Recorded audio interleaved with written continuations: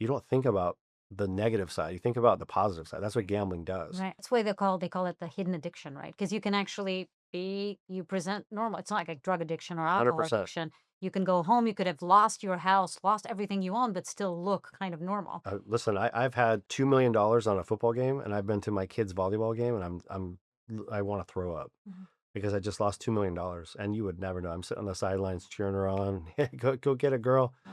and I'm looking at my phone. I'm looking at the game. I'm just disgusted. Right.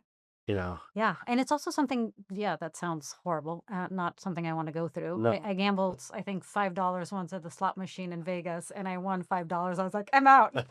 Well, you're smart. Yeah, um, but that's not in your it's blood. It's not it's like your definitely thing. not. I, Yes. I, I have a high tolerance for risk, but not that. That's just not Yeah. my thing. Well, that's you're taking educated risk, you know. So, Right. and I respect that, and that's really what I should have done my Uh-huh. whole life. Right. But I've chosen this drug of choice because it really is. It's a hidden addiction is so the best way to describe it, which is why it's the most deadly one. You know, because like you said, if I was sitting here fumbling my words and I was eyes are bloodshot or I'm high, you know it. You Somebody wouldn't could even call you, we wouldn't say, have this this guy interview. needs help, right? You'd be like, "Look, we're not doing Right. this. You know, Yeah. this guy's a mess." Exactly. Yeah, it's also interesting most people don't know this, but unlike you if the dopamine shot, Hmm. the happy Yes, whatever shot that you get when you take drugs, for example, right. you only get it if you're taking drugs, but with gambling, you get it whether you lose or you win. So It's actually whatever. worse. It's even Right. higher, I think, when you lose. And Ah, people they don't comprehend that. I say it all the time. I'm like, this makes me sound like a loser. Like I like losing. Nobody likes losing. I'm very competitive. Most people that gamble are ultra competitive. But when you lose, it's like a extra driving force to win it back. mm, You know what I mean? yeah. And I hate my wife will not love this statement because I've said it on a couple podcasts now.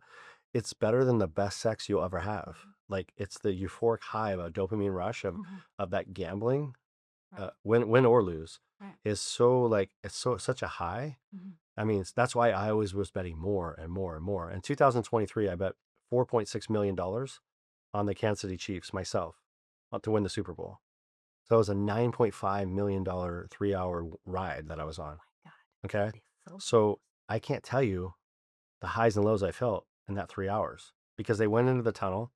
You probably don't remember this game or didn't watch Not it, at but all. the I bottom, watched it probably, but I don't okay. remember it. Bottom line is Patrick Mahomes hurt his ankle. He Yeah, was hobbling into the thing right. and they said he's probably not going to come back out. So I just like washed 4.2, well, 4.6 total. I bet 4.2 million on the game. And then at halftime, I bet another 400,000 On the on the same result. same, knowing he was hurt. And people ask me, why would you Why? do that? Yeah. I'll tell But you why. Because I just lost 4.2 million. So I'm chasing, trying to get some of it back. And all I could get down, and when I say get down, get my hands on, was $400,000 to bet the second half. So I bet every dollar I could. I had to bet through bookmakers. I was in the Bahamas, mhm. and I bet it's on my website. I bet $1.25 million in cash in the Bahamas, and then I bet the rest of it through bookies throughout the country. But my point is, when he came back out of the tunnel and they came back and won the game, and it came out in the last second.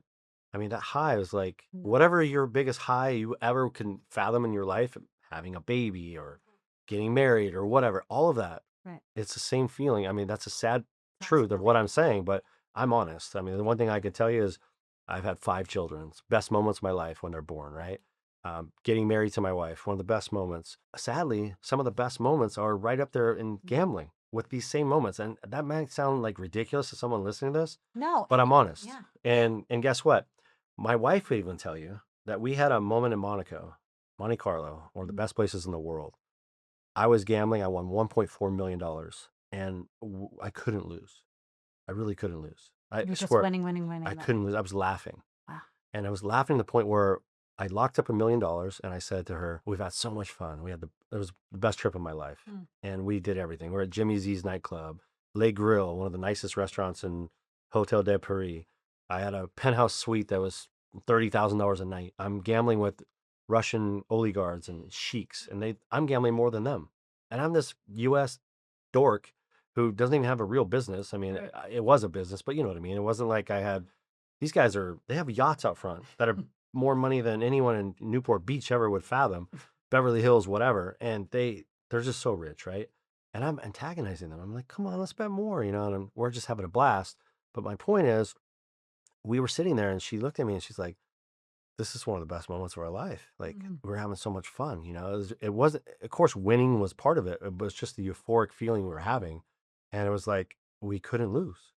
And I was laughing at the dealers and I was like, I'm going to try to lose this hand. I was drunk and be honest, but I bet $80,000 and we win. So it came to the point where we go to the casino every day with $100,000 because I just didn't want to dip into the million. Uh-huh. So for 4 days in a row, after I won the $1,000,000, I locked it up. I would go down there and say, let's just take this 100 grand. Let's just have fun. I'm going to lose it, but let's have a good time. And if we win, we'll go shopping. I go win 80,000. Wait, what was happening on this We would trip? just go buy. We bought both our Breitlinks. It was like Watch. $85,000 watches. Holy Next day, shit. I have a picture on my website. I bought her these Chanel crazy diamond earrings. It was like Pretty Woman, but she's my wife. She's not a hooker. But I was like, I want you to feel like Julia Roberts did in Pretty Woman. Wow. And we laughed about it because we would just go. And obviously, $60,000 it was like That is water at that crazy. point. And so we won for 4 days straight, another $400,000. And I never lost. Wow. And it was like, the reason I'm mentioning this is like, having my baby come out of my wife and you're holding your baby, it's like you want to, you're crying. It's like those, but this is up there with those feelings. And that's Yeah. a sad statement, but it's true. Yeah, I mean, you're making me want to gamble. I want to go to Monte Carlo right now. Yeah. But there's been some dark ones where I'm in a sauna and I've just lost $4 million and my wife is consoling me.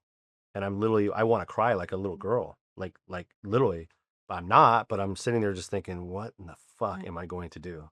Yeah, because that's a problem with your whole operation is, yes, you are making a shit ton of money, but because of your gambling issues, you were actually also losing a shit ton of money. 100%. I lost $13 million in a year Wow. at a casino and I couldn't win there. I kept going and I'm not used to losing like that. I've lost, but Oh. never that consistently that much. Yeah. And she was just like, what is wrong? And I'm like, and then I had that competitive desire. I've Yeah. never lost. I'm Need like, to beat I'm this. going to get it back, and then I just kept losing. And then it came to a point where I just realized I just lost that much money and I was disgusted with myself. Mhm. And so there's that dark side of it too, For sure. And I mean, I think there's like a number that I'd written down earlier on about the 3 million Americans that can't stop gambling. So that is a gigantic. oh, it's wild. And I've seen, being through a federal case Mhm. myself, I've been reached out by so many people on my Instagram, on my social media, because I'm very transparent about my situation, and I think it's resonated with these people. Yeah. When people reach out saying, I have got gambling problems. Yes, Okay. yes, they're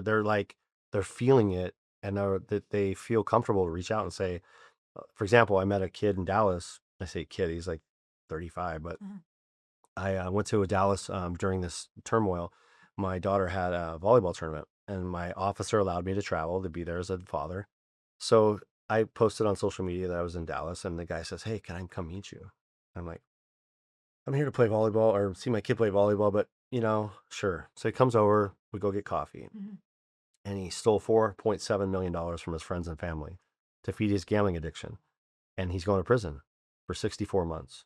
And I feel terrible for him because I could tell he's not a bad person. Mhm. He's really not, but he made a really bad choice. Right.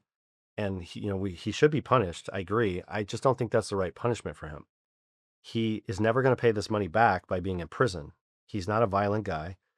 Should he be punished? Absolutely. He stole money. He lied to these people. He told them things to feed his addiction. But let's get him help. Let's get him to work. Let's get him to pay these And victims repay. back. Right. And even me, like I committed a crime. Totally get it. I'll be accountable for that. But is it helping my 4-year-old son that I'm going to be in prison, that he won't have his dad around for Halloween and Thanksgiving because I was taking illegal bets that are legal in every state almost? I mean, make me pay all the taxes that I didn't pay properly, fine me, which they did, $1.25 million twice, $2.5 million. I'm paying all that restitution. I paid all that. So is it really helping the community? Mhm. I mean, I even said to the judge, I'll go for 8 hours a day and help people with addiction. Mhm. I'll go have speaking events for free. But me going to prison with a guy next to me that was a pedophile is not really helping the community. And I'm not trying to ask to get out. I'm going in 11 days. I just don't think that's the answer. It's just my opinion. Right. I mean, I guess it could be the answer if prisons work like they are supposed to work, right? If Yeah, it was sort of a reform. reset and a reform, Yes. right? But Yes. it's But it's oftentimes not. not the case, right? There's Correct. no real, in many cases, education in prison. No, they It's come not. out worse most Yeah. of the time.